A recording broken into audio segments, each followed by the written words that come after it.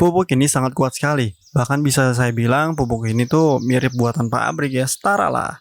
Dan asiknya, kita sudah dapat dua jenis pupuk, yaitu pupuk cair dan padat. Dan saya bisa mengatakan dengan PD-nya bahwa pupuk ini relevan untuk digunakan pada pertanian skala komersial. Hasil dari pupuk ini benar-benar gak bercanda. Lihat aja tuh, tanaman yang diberikan pupuk ini daunnya bisa lebar dan hijau, batangnya besar, akarnya lebat, dan yang pasti tanaman subur dan sehat. Mau tahu cara buatnya? Silahkan simak videonya. Yang pertama kita harus siapkan alat bantunya terlebih dahulu. Di sini saya menggunakan ember cat ukuran 25 kilo sebagai alat pembuat komposnya. Saya menggunakan dua ember cat. Satu ember cat saya lubangi bawahnya seperti ini. Ini bertujuan agar cairan dari bahan-bahan kompos dapat keluar dari wadahnya. Kemudian ember yang satunya lagi saya berikan keran seperti ini. Ini bertujuan agar air dari kompos dapat dikeluarkan dengan mudah. Saya pakai keran dispenser galon karena keran ini ada penguncinya. Selain itu harganya lebih murah juga. Kemudian satu tutup ember cat ini saya lubangi tengahnya sesuai dengan ukuran ember catnya. Ini bertujuan agar ember komposer tidak masuk ke dalam ember cairan. Ini adalah alat bantu sederhana untuk perbuatan kompos dengan skala rumah tangga. Jika kalian ingin membuat kompos untuk skala besar, maka ya kalian harus membuat kolam seperti ini. Untuk ukurannya sih bebas ya. Nanti sebagai pemisahnya antara kompos dan cairan, kalian bisa gunakan bambu atau apa saja yang fungsinya sama. Sekarang kita masuk ke bahan-bahan kompos. Bahan-bahan kompos yang saya gunakan di sini adalah yang pertama kohe sapi. Untuk takarannya tinggal disesuaikan aja. Umpamanya kalian ingin membuat 3 karung kompos, maka kohe sapi cukup 1 karung saja. Sisanya adalah bahan-bahan yang lain yang insya Allah akan kita sebutkan nanti. Kohe sapi ini bagusnya yang masih fresh, yang masih segar gitu. Maksimal 5 hari setelah keluar dari bool sapi. Tapi sayangnya sapi di tempat saya sudah dijual untuk kurban. Akhirnya sisa 1 sapi. Dan ya kohe sapi yang saya gunakan umurnya sudah 2 pekan lebih. Tapi nggak apa-apa, yang penting masih dalam keadaan hijau dan panas. Yang kedua, kohe kambing. Nah, takaran kohe kambing juga sama seperti takaran kohe sapi, yaitu 1:1. Jadi umpamanya kohe sapi 1 karung, maka kohe kambing juga 1 karung. Kalian boleh pakai kohe kambing yang masih segar, boleh juga yang udah siap saji. Yang ketiga, rumput yang masih hijau.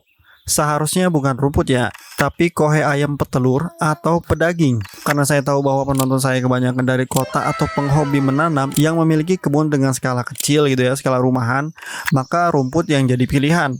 Karena setahu saya akses untuk mendapatkan kohe ayam pedaging atau petelur itu lumayan susah. Soalnya udah ditampung oleh petani skala komersial. Kecuali kita punya tetangga yang ternak ayam, baru deh kita bisa minta ke tetangga. Oh ya, rumput ini juga bisa dimix dengan bahan organik yang lainnya ya, seperti sekam. Di sini saya punya sekam yang sudah lapuk. Ini cukup bagus untuk kompos. Yang keempat, dan ini yang terakhir ya, ini sangat penting sekali, yaitu dekomposer aktif. Untuk membuat satu ember ukuran 25 kilo, saya membutuhkan 1 liter dekomposer aktif. Insya Allah nanti saya akan beritahu cara aktifkan dekomposernya. Kenapa sih saya pakai bahan-bahan di atas? Ya jawabannya karena bahan-bahan di atas mengandung unsur hara CNPK, karbon, nitrogen, fosfor, kalium. Bentar. Wait. Ada kotoran manusia juga cuy. Jadi bisa banget nih kalau kalian pup dikarungin aja dan jadikan kompos. Enggak, maaf, cuma bercanda. Lucu sekali, air mataku sampai keluar. Cara pembuatan kompos sangat mudah sekali. Yang pertama, kita susun terlebih dahulu ember-embernya seperti ini. Tempatkan ember di tempat yang tidak terkena hujan. Lebih bagus di bawah pohon atau di gubuk atau di saung gitulah. Pastikan ember yang ada kerannya berada di bawah. Dan pastikan ada space kosong antara ember dengan bumi. Jangan lupa juga tutup yang sudah kita lubangi dipasang di atas ember yang ada kerannya. Setelah itu kita susun dengan ember yang bawahnya sudah dilubangi. Kalau ember sudah disusun seperti ini, langsung saja kita masukkan kohe sapinya terlebih dahulu. Kita tusuk-tusuk seperti ini agar kohe sapi merata dan ada space untuk oksigen. Setelah ini kita masukkan rumputan hijaunya. Kemudian kita masukkan juga kohe kambingnya. Kita tusuk-tusuk lagi seperti sebelumnya agar kohe kambingnya bisa merata dan ada ruang untuk oksigen. Setelah ini kita cairkan dekomposer yang sudah aktif sebanyak 1/4. Jadi 1 liter dekomposer aktif ini dicampur dengan 4 liter air biasa. Di sini saya menggunakan air sumur ya. Jika ada air hujan, maka lebih baik pakai air hujan aja. Kemudian kita guyur kohenya dengan decomposer sampai benar-benar merata dan pastikan tidak ada decomposer yang tersisa ya. Terakhir kita tutup ember yang ada di atas dengan karung atau dengan kain atau apa aja. Yang penting ada rongga untuk oksigen agar oksigen bisa masuk tentunya. Pastikan kita mengikat karung ini agar tidak terbang kemana-mana. Jangan ikat mati ya, soalnya nanti bakalan kita buka penutupnya ini. Proses pembuatan pupuk ini memakan waktu sekitar 15 hari aja. Dan sekarang kita akan simak cara aktivasi decomposer untuk 1 liter. Sebelum memulai pembuatan pupuk, kita aktifkan terlebih dahulu decomposernya. Karena pengaktifasian decomposer ini membutuhkan waktu setidaknya 5 hari. Maka kita harus memulai ini terlebih dahulu. Di sini saya membuat decomposer aktif sebanyak 1 liter. Jika kalian ingin membuat yang lebih banyak, maka tinggal kalikan saja jumlahnya. Yang pertama, siapkan air sebanyak 900 ml. Kalian boleh pakai air apa aja, asalkan jangan air yang mengandung kaporit. Yang kedua, decomposer sebanyak 50 ml. Kalian boleh pakai decomposer merek apa aja, boleh pakai E4, M21, Anfus, atau apa aja, yang penting decomposer. Yang ketiga, sumber karbohidrat sebanyak 50 gram. Di sini saya menggunakan sumber karbohidrat dari nasi yang sudah di blender seperti ini. Kalian boleh pakai sumber karbo yang lain seperti kentang rebus, dedak padi, atau yang lainnya. Sumber karbohidrat ini wajib dingin ya, jangan panas. Yang keempat, molase sebanyak 50 ml. Kalian bisa ganti molase ini dengan gula pasir atau gula merah dengan takaran yang sama. Masukkan semua bahan ke dalam wadah. Pastikan wadah yang kalian gunakan memiliki tutup dan tidak bocor. Karena nanti kita akan lakukan proses fermentasi, yang mana proses fermentasi tidak boleh ada udara yang masuk ke dalam wadah fermentasi. Jika semua bahan sudah masuk, maka langsung aja kita kocok-kocok wadahnya atau aduk-aduk agar semua bahan tercampur rata. Setelah ini langsung aja kita tempatkan wadah fermentasinya di tempat yang sejuk dan tidak terkena sinar matahari. Sekarang kita fermentasi selama 5 hari. Biasanya setelah 1 hari proses fermentasi, botol akan keras. Ini tandanya mikroba decomposer sudah aktif, tapi belum siap untuk digunakan. Kita wajib membuka tutup botolnya agar botol tidak meledak. Setelah ini langsung aja kita tutup lagi dan simpan di tempat yang sama. Lakukan hal ini selama prosesnya masih berlangsung. Nah, 7 hari kemudian kita angkat ember komposnya. Setelah ini kita keluarkan komposnya dan kita aduk-aduk aja. Usahakan sampai benar-benar rata ya. Minimal koe sapinya kita ratakan seperti ini. Setelah kompos sudah diaduk-aduk dan diratakan, maka kita masukkan kembali kompos ini ke dalam ember decomposer dan tempatkan kembali di tempat yang sebelumnya. Kemudian kita ambil air yang ada di ember bawah sekitar 500 ml. Kemudian kita siramkan ke komposnya secara merata.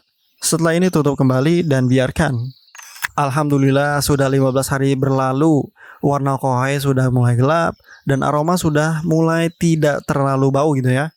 Sekarang saatnya kita lakukan penjemuran. Penjemuran ini bertujuan untuk mengurangi kadar air yang ada pada kompos, supaya kompos yang kita hasilkan memiliki tekstur yang gembur dan tidak basah. Lakukan penjemuran ini sampai hampir kering. Tentu saja durasi penjemuran ini berbeda-beda ya, tergantung kadar air yang ada pada kompos kita masing-masing. Jangan lupa juga kita aduk sesekali agar kompos ini kering secara merata. Dan kalau ada kompos yang masih menggumpal, kita bisa hancurkan menggunakan skop atau cangkul. Jadi kita cocok-cocok aja ini kayak gini. Sebenarnya sih lebih bagus sebelum membuat kompos, semua bahan-bahan harus dihancurkan terlebih dahulu, supaya proses penjemurannya lebih cepat.